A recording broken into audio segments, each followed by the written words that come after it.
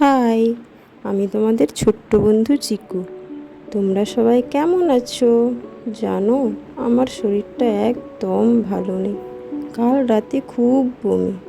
দেখো, সকাল সকাল ডাক্তারবাবু চলে এসেছেন আর আমাকে এত এত ওষুধ দিয়ে গেছে। আমার ওষুধ খেতে একদম ইচ্ছে করছে না, আর কোনো খাবার খেতেও একদম ইচ্ছে করছে না। কী করি বলো তো? তাই থালা বাসন নিয়ে একটু নাড়ানাড়ি করছি। জানো, মাম্মা আমাকে সারা দিন তেতো ওষুধগুলো খাওয়াচ্ছে। দেখো, এই হচ্ছে আমার একজন দিদি ভাই। দিদি ভাই, সবাইকে হাই বলে দাও। দিদি ভাই, চলো আমরা খেলা করি। চলো না দিদি ভাই,